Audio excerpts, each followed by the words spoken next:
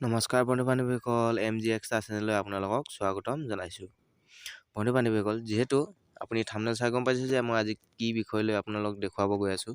যিহেতু আমি কাঠৰ হিচাপ কৰিবলৈ অলপ অসুবিধা হয়, যিহেতু আমাক যিমান সাইজৰ কাঠ লাগে বা যেনেকুৱা ধৰণৰ কাঠ লাগে আমাক কাঠৰ হিচাপ কৰিবলৈ আমাৰ অলপ অসুবিধা হয়। যিহেতু মই আজি আপোনালোকক দেখুৱাম কাঠৰ হিচাপটো আমি কেনেকৈ অতি সহজে নিজৰ মোবাইলত কৰিব পাৰোঁ। প্ৰথমে মই কেলকুলেটৰটো উলিয়াই লৈছোঁ।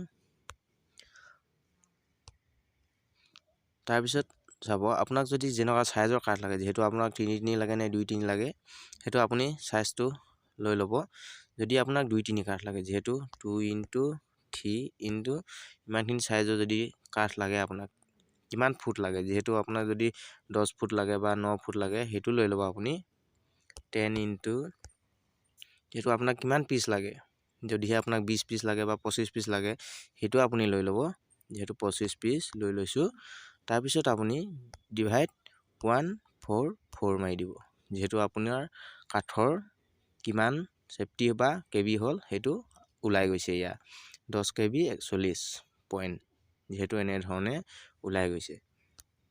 যদিহে আপোনাক টক্টাৰ দৰকাৰ, যিহেতু আপোনাক যদি টক্টাৰো দৰকাৰ হয়, তেনেহ'লে আপোনাৰ যদি 9 ফুট বা 9 ইঞ্চি টক্টাৰ দৰকাৰ হ'ল, আপোনাক 9x1 যিহেতু 1 ইঞ্চি, আপোনাক কিমান পিচ দৰকাৰ, যিহেতু আপোনাক 10 ফুট লাগে, যিহেতু 10 আপোনাক কিমান পিচ লাগে, 20 পিচ বা 25 পিচ 30 পিচ বা 20 ধৰি লওঁ ইনটু 144 সেইটো ডিভাইড কৰিব লাগিব। ডিভাইড 144 ইয়াৰ ওলাই গ'ল 12 কেবি 5 পইণ্ট। বন্ধু-বান্ধৱীসকল, এনেধৰণে আপোনালোকে অতি সহজে নিজৰ মোবাইলত কাঠৰ হিচাপটো উলিয়াই ল'ব পাৰিব।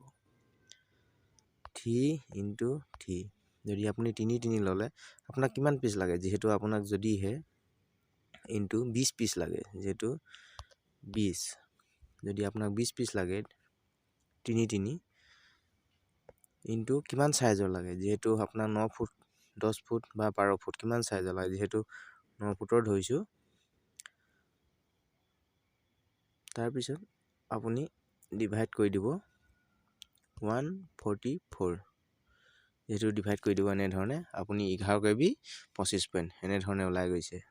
যদি সেই ভিডিঅ'টো চাই ভাল পালে, তেনেহ'লে লাইক এটা কৰি থৈ যাব, লগতে ছাবস্ক্ৰাইব কৰি দিব, যিহেতু নতুন চেনেল হয়। আজিলৈ ভিডিঅ'টো ইমানেই। জয় আই অসম।